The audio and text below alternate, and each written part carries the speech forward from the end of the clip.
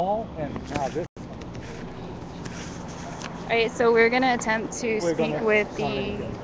SFPD officers or sergeant regarding lodging. Good evening. We were talking to a police officer down there, a sergeant, and he wanted to communicate some things to members of the Occupy movement, and we had some questions also for someone higher up than him.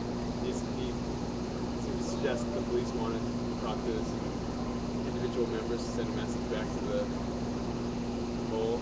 We were just wondering if we could talk to a captain or Chief. or a way we could contact. Yeah, Is there any way we could Come on, contact? be realistic here. Maybe not tonight, but at least the captain. Well, the sergeant the sergeant here is by the same sergeant you talked to. He's actually right in this command post. Right functions of it. So What's his name so that we can look for him? Sergeant, just sergeants over there. Oh, okay. Come on, you say top of the mustache. Oh, you narrowed it down. Yeah. Fair enough. Go around the corner right there. All right, Okay, thank you very much.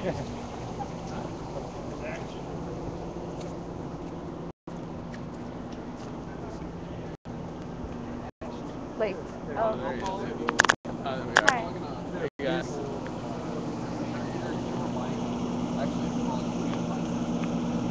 Hi. What's up? Good evening. Hi. You're looking for a sergeant by chance that we can speak with? Okay, cool. We're individual members of Occupy SF. I guess we got a couple questions. Okay. We just want to know how you guys define lodging as far as the law 647. I don't define it. It's defined by the legislature and then by the judicial branch. I mean, lodging, as under this understanding, means you can't set up your sleeping bag or a cot or whatever and lay down and sleep on the sidewalk there. So specifically How's that? sleeping. So if they're just laying but awake, is that excusable? I'm not going to know.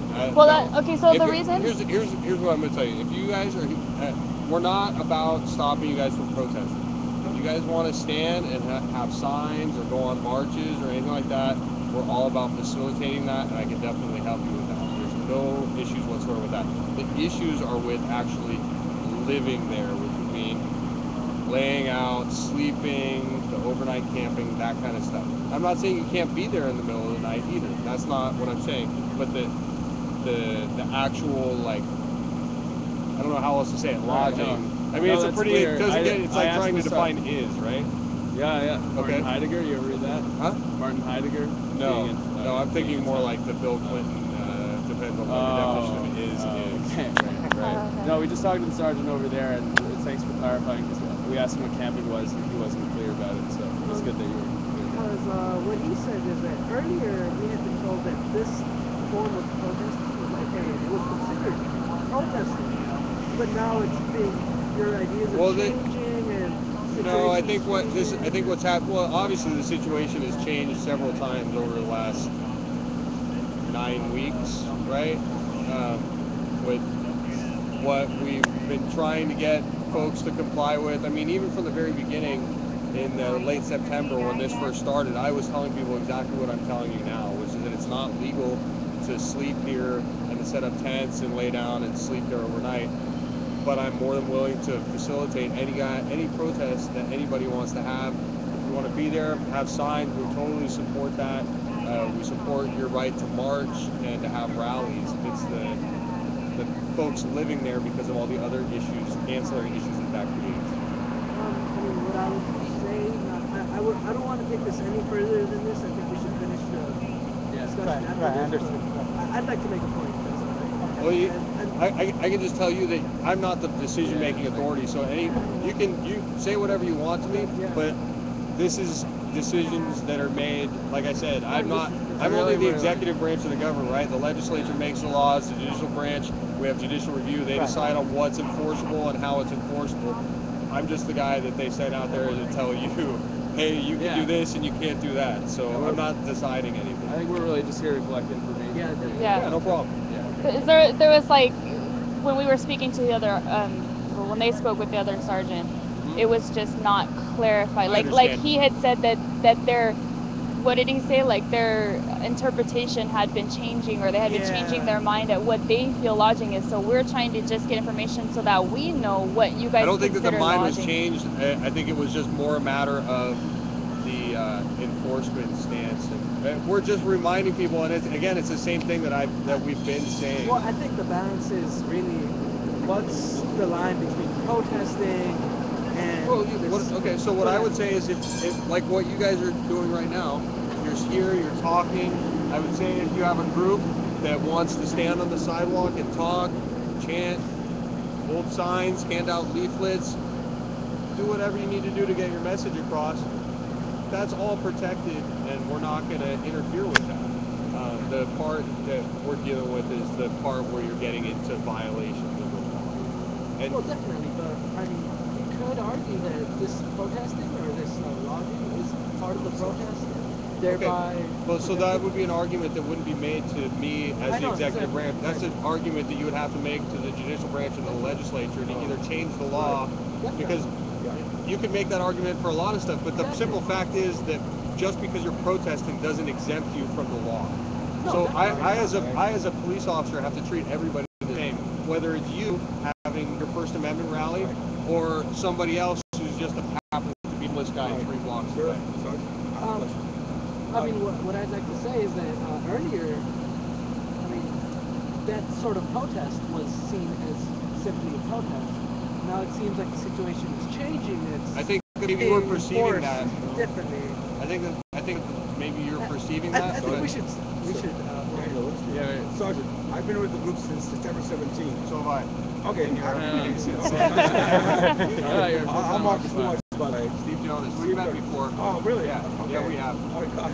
Well, I remember at that protest, we were told, I don't know if it was by you or by some other officer or member of the police department, that we would be exempt from the sit-lie law. We're not talking about sit-lie at all. Okay, fine. We're not dealing with sit-lie at all. We're talking about. That should be the next question or point that I wanted to. So I'm not dealing with sit-lie. So there are exemptions in sit-lie for First Amendment activities, but it's not a blanket exemption. It's under certain circumstances, and I think that's something that needs to be clarified again by the city attorney. Okay, but right now, I'm not dealing with sit-lie at all right now. We're talking specifically about the illegal camping, the lodging. Yeah. 647E of the penal code. Yeah. Sit-lie would be our second question. But I'm not dealing with sit-lie. Okay, well, on that, years ago, I was with James Long Vigil at Camp Agnos. I don't know if you were around for that, 1989. No. Well, ADOC Vigil lasted 10 years and they had tents. So it's a precedent for tents. Yeah, you know what? I think if you want to talk about something that happened 22 years ago and whether that was legal or not legal, I don't think that really has a whole lot of bearing on this, because just because somebody chose 22 years ago to enforce or not enforce a law as a matter of their policy at the time, it's not binding on them. Would that be a decision of the mayor? Well, the mayor is the head of our executive branch in San Francisco. Right. So it would be his decision whether to allow us to have tents or not. It would be a judge's. Judge. It would be a judge. It would be a judge? It's happened in other cities where they presented it to a judge.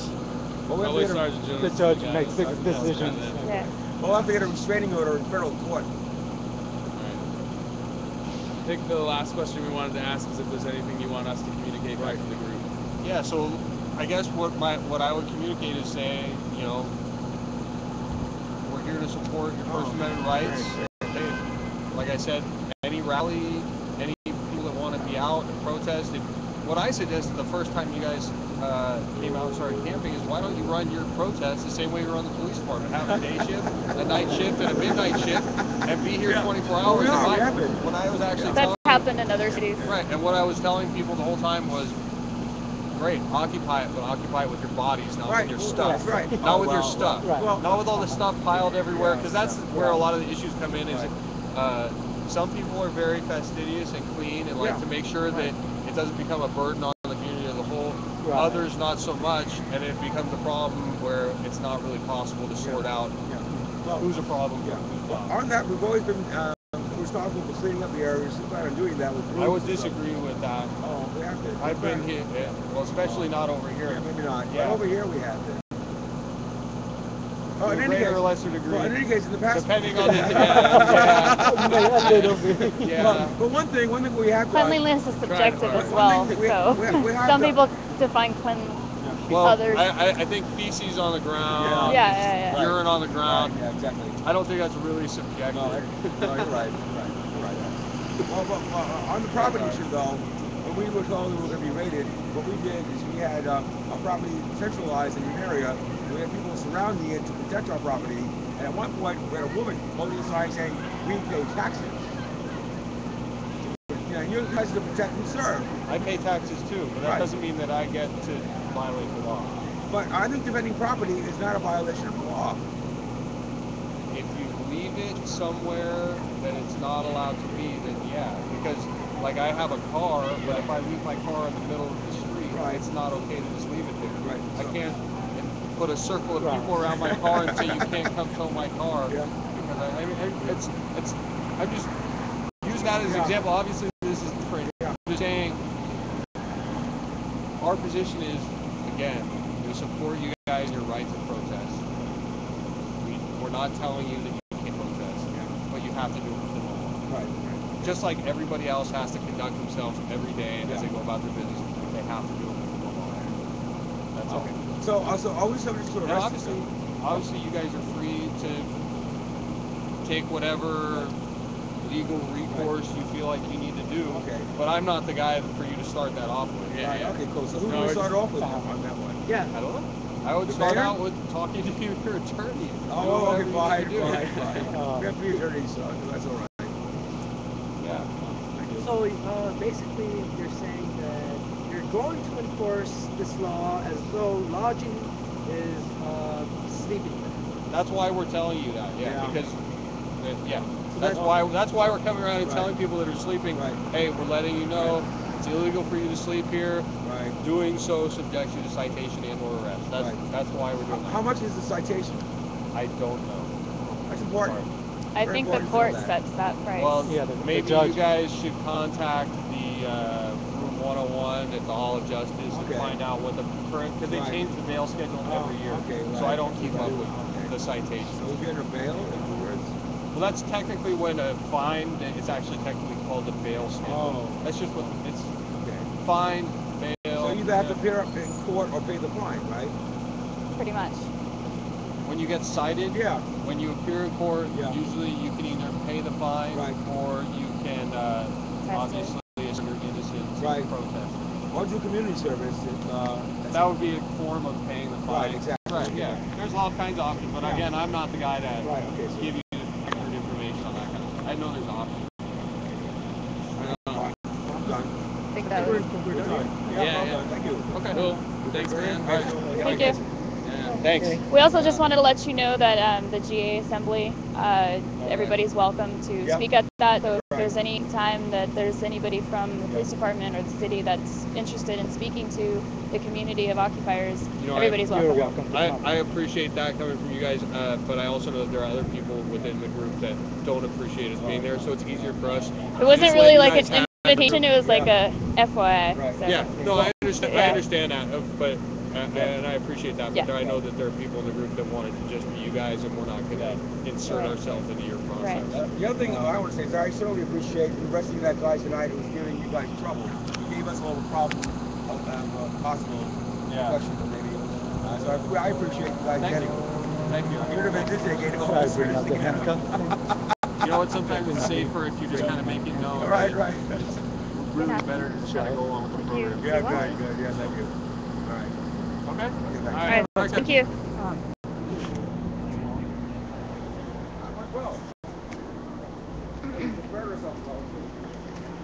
So if you're viewing, we just spoke with Sergeant Jonas of SFPD.